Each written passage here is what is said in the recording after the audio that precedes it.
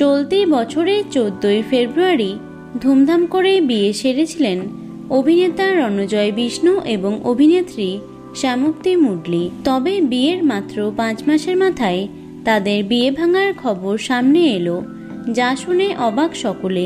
তবে কী কারণে এই বিচ্ছেদ? স্টার জলসার জনপ্রিয় ধারাবাহিক গুড্ডির সেট থেকে প্রেম শুরু হয়েছিল রণজয় শ্যামপ্তির। বেশ কয়েক বছর প্রেমের পর চলতি বছরের প্রথমে বিয়ে সেরেছিলেন দুজনে ছিমছাম সাজে, অথচ রাজকীয়ভাবে সম্পন্ন হয়েছিল তাদের বিয়ের অনুষ্ঠান। এই মিষ্টি জুটিকে ভীষণ পছন্দ করেন সকলে, কিন্তু বিয়ের কয়েক মাসের মধ্যেই তাদের সম্পর্ক নিয়ে শুরু হয়েছে নতুন জল্পনা। টলিপাড়ার বিভিন্ন মহলে শোনা যাচ্ছে গত প্রায় 2 মাস ধরেই নাকি তারা আলাদা থাকছেন। সম্প্রতি বিভিন্ন অনুষ্ঠানেও দুজনকে আলাদাভাবে দেখা যাচ্ছে।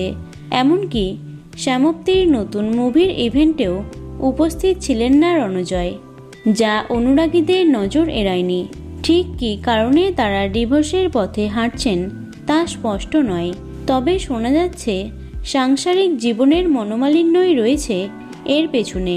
আবার টলিপাড়ায় কানাঘুষো শোনা যাচ্ছে তৃতীয় ব্যক্তির কারণেই নাকি এমন সিদ্ধান্ত।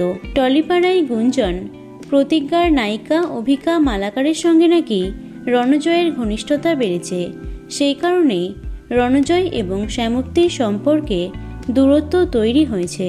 সম্প্রতি রণজয় এবং শ্যামপ্তির ডিভোর্সের বিষয়ে শ্যামপ্তিকে প্রশ্ন করা হলে তিনি জানিয়েছেন এ ব্যাপারে তিনি কিছু বলতে পারবেন না। শ্যামপ্তির এই মন্তব্যের পর সোশ্যাল মিডিয়ায় ডিভোর্সের গুঞ্জন আরও জোরালো হয়েছে এবং এরপর থেকে সোশ্যাল মিডিয়ায় রণজয়কে নিয়ে নানা রকম কটাক্ষও দেখা যাচ্ছে।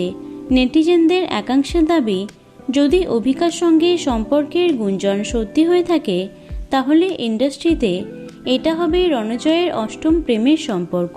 প্রসঙ্গত, শ্যামপ্তি রণজয়ের থেকে প্রায় 14 বছরের ছোট এবং বাস্তব জীবনে শ্যামপ্তির থেকেও কম বয়স অভিকার। তাই বিষয়টি নিয়ে চর্চার শেষ নেই।